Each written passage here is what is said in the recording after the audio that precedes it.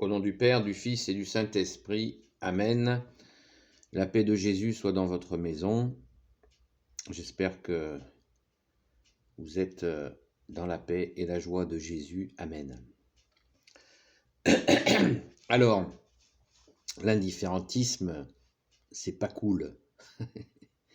J'utilise quasiment jamais des mots anglais et pardon pour n'en avoir utilisé un, on va dire que l'exception confirme la règle. Mais vous comprendrez peut-être pourquoi j'utilise ce terme-là. Alors pourquoi l'indifférentisme c'est à fuir? Je sais pas, moi, c'est comme si vous aviez élevé des enfants, que vous êtes papa ou maman, vous avez élevé des enfants et vous savez que c'est des sacrifices et que plus tard les enfants, une fois un peu grandis, disent « Waouh, les voisins étaient extraordinaires, ils étaient magnifiques, ils étaient un peu lointains, mais ils étaient bien. » Puis il n'y a jamais un mot pour vous qui avez fait tout ce qu'il fallait faire pour qu'ils puissent être élevés, au propre comme au figuré. Bref, ce que vous avez fait, ce que vous avez pu aussi. Parce que quand on est parent, on fait ce que l'on peut. Et il faut se garder, bien sûr, de juger. Donc l'indifférentisme, c'est quoi? Pour ceux qui ne le savent pas, c'est de considérer que toutes les spiritualités se valent. Voilà, c'est la même chose, ce sont tout, c'est un tout totalement qui mène exactement à la même chose. Voilà, voilà ce que c'est que l'indifférentisme. Et c'est un piège. C'est un piège parce que c'est une façon de nous montrer que nous n'avons pas à réfléchir, que nous n'avons pas à considérer le réel, que nous avons juste à être dans une espèce de truc mou, tranquille, sans nous poser de questions, qui est faux, mais nous refusons de le voir quand nous sommes dedans, et nous croyons, dans notre ignorance, que effectivement c'est la vérité, puisque c'est cool, pardon pour ce vilain mot, enfin qui n'est pas de notre langue, puisque c'est en apparence doux, en apparence je dis bien, c'est doux, c'est vrai, puisque ça ne définit pas des tours et des contours, c'est vrai. Voilà, rien n'est plus faux, rien n'est plus faux.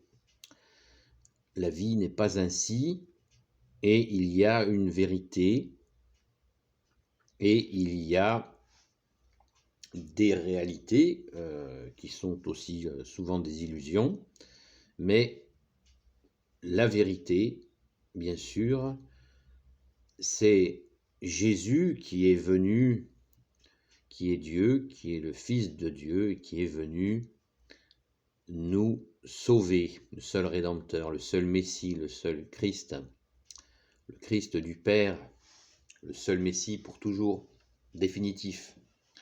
Et comme il est Dieu, Jésus est venu nous apporter l'accès véritable au royaume des cieux, alors que toutes les voies spirituelles n'y mènent pas. Voilà, c'est ainsi, car Jésus est le seul qui transforme le mal en bien. Quand nous faisons des erreurs, des fautes, et que nous demandons pardon, par son pardon, nous avons accès à la vie éternelle. Nous avons accès au royaume des cieux par son pardon, car lui seul qui est Dieu permet de transformer notre mal en bien. L'exemple ultime, c'est celle du bon larron sur la croix, qui a fait bien des fautes, et il prend la défense de Jésus à un moment donné, donc il commet un acte juste, un acte magnifiquement juste. Et qu'est-ce qu'il fait? Eh bien, Jésus lui dit, quand tu rentreras au paradis avec moi aujourd'hui. Donc le pardon, Jésus qui lui donne cet accès. Toutes les voies spirituelles ne peuvent pas pardonner les fautes, pardonner les erreurs. Ça n'est pas la réalité. Elles développent des idées, elles développent des attitudes, mais ne peuvent pas donner le pardon, la rédemption. Puisque les voies spirituelles en question ont toutes été portées, véhiculées par un homme, et non pas Dieu. C'est la différence, Jésus est Dieu, il est la lumière, mais véritablement la lumière. Jésus est la lumière, ainsi il sonde les cœurs et les reins, ainsi il peut donner le pardon, ainsi ses paroles sont les paroles de la vie éternelle. Et nul ne va au Père sans passer par toi, ô Jésus. Donc l'indifférentisme, c'est une illusion que tout est dans tout. Il y en a même qui appellent, ils disent non, moi je dis pas Dieu, je dis le grand tout. Voilà. Le grand tout, c'est encore un concept qui vient d'assez loin, du XVIIIe siècle. Je pourrais vous en donner quelques détails. Je ne saurais que vous conseiller d'aller voir cette vidéo dans les commentaires si ça vous intéresse, de quelqu'un qui fait une très bonne explication. Donc, XVIIIe siècle, cette notion de grand tout, très liée à la philosophie, donc quelque chose de tout à fait qui n'a rien à voir avec la foi. Et les années durant, certains groupes spirituels ont intégré ces appellations sans en connaître les auteurs, pour beaucoup qui les répètent, qui étaient tout simplement des gens qui détestaient l'Église. Donc, cette notion, l'indifférentisme, faire aucune différence entre les voies spirituelles, nous mène vraiment dans les ténèbres. Moi, je suis assez bien placé pour en parler, puisque je me suis égaré dans le bouddhisme, je me suis égaré dans le New Age, je me suis égaré dans l'islam, et j'ai vu dans le concret, pour l'avoir vécu pendant des années, l'échec dans ma vie, les échecs qui se sont accumulés de par justement ces erreurs, car je n'y trouvais pas Dieu, je n'y ai pas trouvé Dieu dans ces voies, et j'imagine, je suis certain que c'est la même chose ailleurs. On se perd quand on ne reconnaît pas Jésus pour ce qu'il est, la lumière, la vraie lumière, pas la fausse lumière de Lucifer, mais la vraie lumière. Jésus est la vraie lumière. Quand nous cherchons la lumière sans Jésus, qui est la lumière, nous trouvons Lucifer. Et bien sûr, il se déguise régulièrement pour nous planter la gueule. Voilà. Et ainsi, notre vie devient un champ de ruines. Alors que Jésus qui est la lumière, comme le dit le credo, et comme c'est la réalité, eh bien, nous aide à bâtir, à construire. Les fameux bâtisseurs.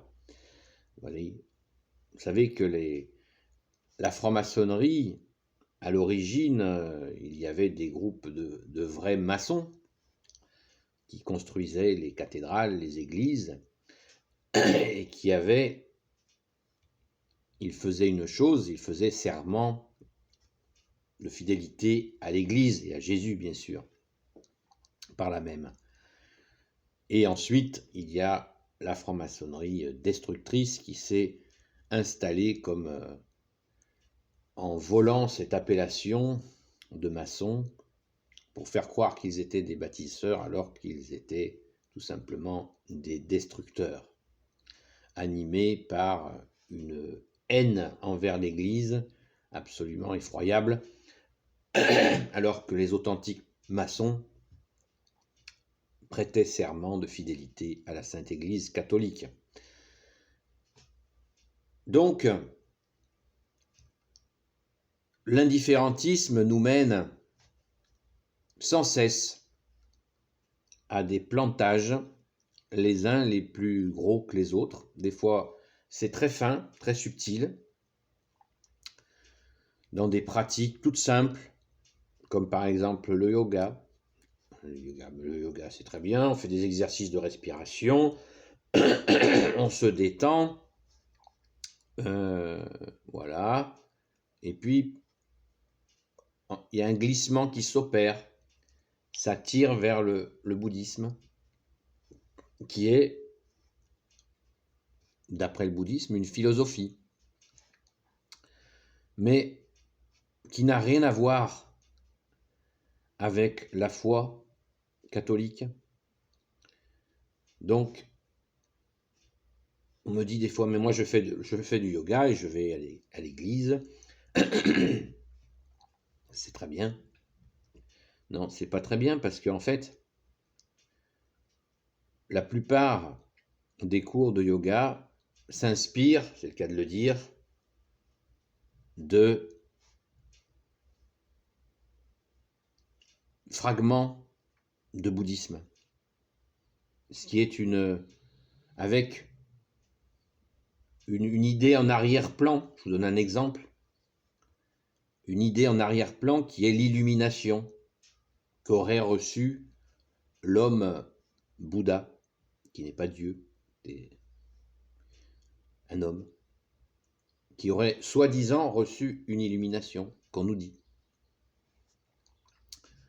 Et tout travail, tout cours de yoga, il y a cet arrière-plan qui est là. Question qui vient immédiatement. L'illumination, pourquoi faire? Qui illumine qui? Voilà une question à se poser. Recherche de l'illumination, qui illumine qui? Nous savons qu'il est arrivé à certains prêtres, certains moines dans l'histoire de l'Église, d'avoir vécu une transfiguration, comme quand Jésus l'a reçu sur le mont Tabor, où il s'est transformé, les apôtres l'ont vu, d'une lumière plus éclatante que le soleil. Où Jésus a donc montré qu'il est la lumière. Et on sait que certains prêtres, certains moines, peut-être quelques laïcs, ont reçu, très très peu bien sûr dans l'histoire, ont reçu cette grâce. Et c'était donc bien sûr de fidèles catholiques. Donc, qui illumine qui?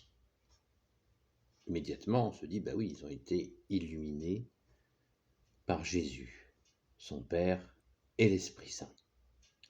On sait d'où ça vient. L'illumination dont je vous parlais dans le bouddhisme, elle vient de qui?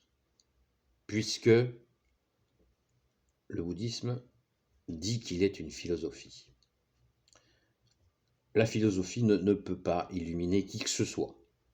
C'est ainsi, c'est la réalité. Alors certains me diront, mais non, mais si, mais c'est possible, patati patata. Non. Donc les exemples que je vous donne, juste un exemple comme ça, parce que sinon il faudrait des heures de vidéo, et je pense que tout le monde a autre chose à faire, que Jésus est bien la lumière. Je vais vous donner encore un exemple pour prouver ce que je vous dis, que tout n'est pas dans tout, et qu'il y a bien une vérité puissante, que tu es Jésus, avec ton Père et l'Esprit Saint. C'est les miracles. Notamment donc les miracles où les morts ressuscitent, les aveugles voient, les sourds entendent, les boiteux galopent, les muets parlent, certains des morts ressuscitent, des personnes possédées de démons sont libérées. Ça n'existe pas ailleurs. Des corps de saints qui sont encore visibles de nos jours, les corps sont intacts. Vous pouvez chercher dans le bouddhisme, dans l'islam, dans ce que vous voulez. Ça n'existe pas. Pourquoi? De nos jours, là, vous allez au Liban, vous allez voir le moine Saint Charbel, son corps intact, suinte, une huile qui sent la rose. Les cas sont innombrables de saints, de corps de saints, je crois qu'il y en a à peu près 300, qui ne sont pas, les corps sont intacts, etc., etc. Donc il y a bien une vérité, une réalité, que effectivement, Jésus est bien le chemin, la vérité et la vie. Amen. Je vous souhaite une bonne compréhension. Encore une fois, on peut en parler pendant des plombes, mais